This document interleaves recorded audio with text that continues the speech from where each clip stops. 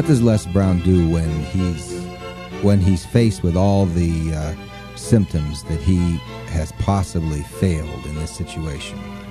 Well, one of the things that I have learned how to do is to detach myself, not to buy into it, that it's a part of it, that disappointments, setbacks, I have learned truly not to judge according to appearances.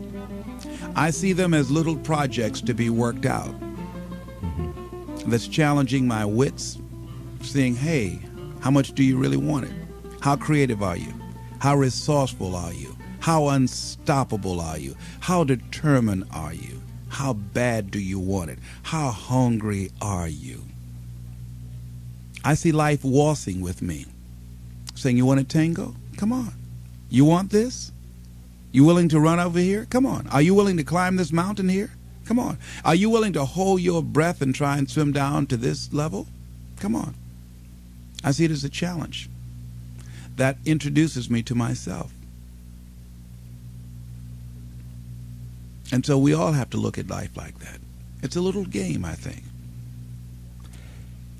Les, what about something that I think we've all seen in our life and had to deal with either personally or with a relative? What about disease? What about sickness that attacks a home? Incurable diseases. You know, they give you the word. Hey, you got 6 months, you got 3 months, you got a year, whatever. But this is not going to go away, what you have. Yes. I'm saying they can give you the word. Now, you got a choice to accept the word or reject the word. See, there are diseases that people say are incurable, and they say they're incurable because records show or statistics indicate there's only 95%, there is a 95% of the people that get this disease die. Mm-hmm. Then I say that if 5% live, then the disease is not incurable because 5 people walked away. Now, we need to look at those 5 and find out what was going on there. Yeah. What happened? And I think that those 5 said, hey, I'm not ready to go. I've got some more living to do. I've got something else to do. And that they harness their feelings. They harness that healing energy that is within themselves, knowingly or unknowingly, that cause them to extend their lives. So what we've got to begin to do is only embrace those things that's for our highest good. That no one has the right to determine or has the knowledge to say how long we're going to be here. And that we can choose to surrender or we can choose to take a stand and fight. And there are a lot of people who fight who are still here. There are people who fight and who go. Mm-hmm. But at least they go out fighting. They didn't just surrender. They didn't just throw in the towel on themselves. And I'm saying that there is something in us.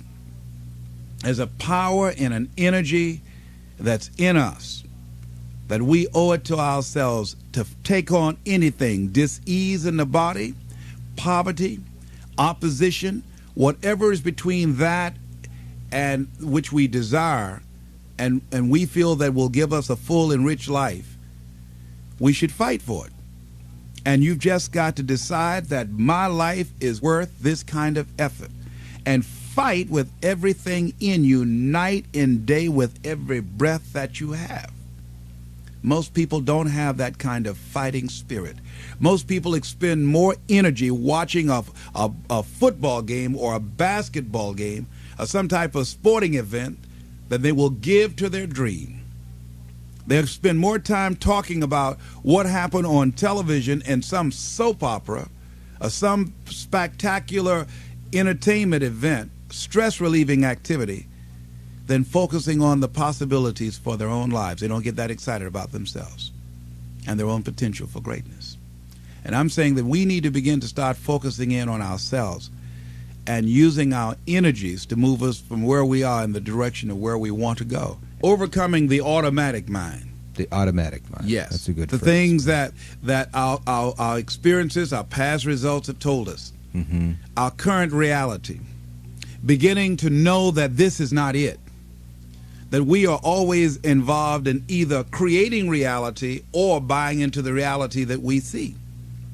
So if we begin to learn how not to judge according to appearances as we begin to, with everything in us, tenaciously to pull down the strongholds on our minds and do maintenance work to make sure that those negative thoughts and that automatic mind doesn't creep in on us again, so we're worrying about or beginning to only focus on and see the obstacles and the limitations as opposed to the solutions or the possibilities.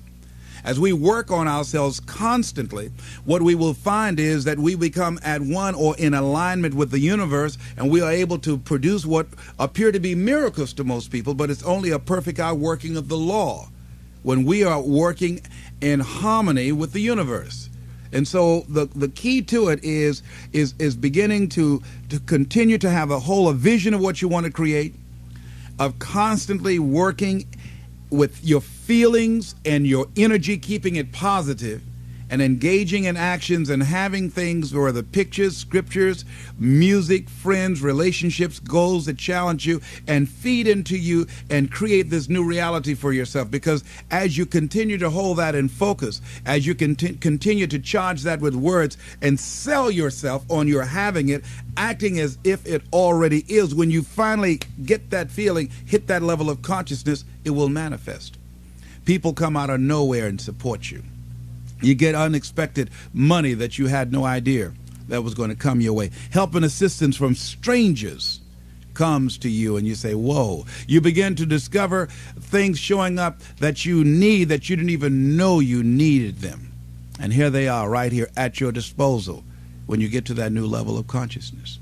The key is the people that I have read, the Thomas Edisons, the John H. Johnsons, the Dr. Norman Vincent Peales, the great inventors, the George Washington Carvers, the Dr. Benjamin Mazes. These people had dogged determination. They knew it, they saw it, they felt it, they experienced it. It was a consciousness about them. And I think one of the greatest manifestations of that in our time, I would say Nelson Mandela. That why is it that so many people who took the stand he took died and he didn't? How is it? What is it that will give a man or a woman that kind of determination to give up 26 years of their lives, facing death every day, that they not wimp out or not fold or collapse? Not surrender. What is it about a human being? I'm saying that the human spirit is so enormously powerful beyond our wildest imagination that one entity could bring a government to its knees or begin to dismantle an unjust form of government. What is it? What is it about a human being, about a Mother Teresa, about a Mahatma Gandhi, about a Benjamin Disraeli, about a Winston Churchill, about a Martin Luther King? What is it about those people that can affect humanity in the way that they have, and in historical context will never be the same again? And I say that whatever it is in them, we're all endowed with that and have the capacity to produce those kind of results in our lives. Don't you think all those people saw what they were involved in or who they were bigger than any possible circumstance that could confront them? Yes. And we all have the ability to align ourselves with something that will outlast us, something that is bigger than ourselves, and energize and propel us to new levels of consciousness. So the highest state of consciousness would be to know that there is nothing that can stop you. That's right. And to know that whatever happens to us, we are better than that. That not to judge ourselves based upon the results that we're producing right now and based upon our circumstances. That our circumstances do not determine us. Even the results, they're only a reflection of what we've become. That's all. And we can always have more and do more because we can always become more. So once again, going back to the drawing board, working on ourselves. Not even looking at the problem, not even focusing on the circumstances, but just working within, knowing that as I go within, as I read, as I meditate, as I begin to contemplate and become at one with this force that is within me, that this too shall pass away. It has not come to stay. Thank God it doesn't come to stay. That's right. The man say, thank God trouble don't last always, but he said, but it lasts long enough. Lasts long enough, plenty long enough. I've heard you say many times, you don't believe these things work. You know they work, don't you? Oh, yes. That's the only You way that proved I've been able to do it. Yes. And it reminds me I must prove it every day.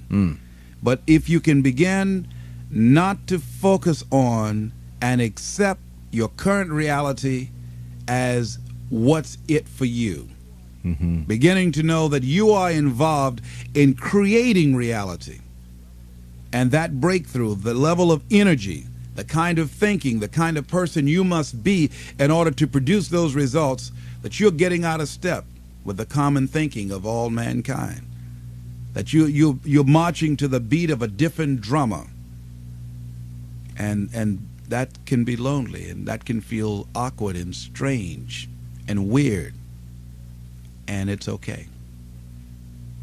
But if you've burned all your bridges, It puts you in a position where you have got to do it.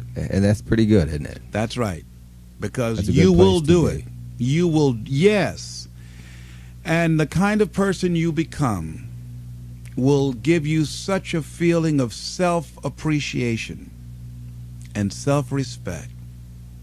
You'll be glad that life did not deny you the opportunity of experiencing what you had to experience in order to enjoy that, because you know you got it the old-fashioned way. That's a little scary to You cut all your earned roots it. of retreat. You know? Yes, absolutely. But that's how you know yourself. So would you say that until a person does that, they really don't believe in what they're doing? And life doesn't have any meaning for you. It's empty. It's hollow. It doesn't have any music. There's no sense of adventure. No, it's dull. It's drab. It's nothing to roll out of bed about in the morning with a smile on your face and fire in your belly.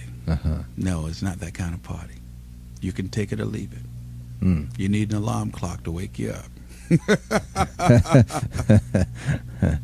Well, Les, I'm sure this is touching the heart chord of a lot of people that yeah. are living in boredom today. Yes. They just go through one day, the next day, their families are bored, the marriage is boring, they have nothing to look forward to Living in tomorrow fear, that didn't happen resisting today. change, Mhm. complaining. What can they do to start finding what's going to give their life zest? Let's give them this. Make it simple. All right. Get to know yourself. And know that regardless of what's going on now, you're lovable, you're valuable, you're a worthwhile person. You've been endowed with greatness. You have basic goodness, which is the foundation for the greatness that you can ultimately achieve. And you have a spiritual and moral obligation to do something with your life. You have a reason for being here. Thank you, Les. Thank you.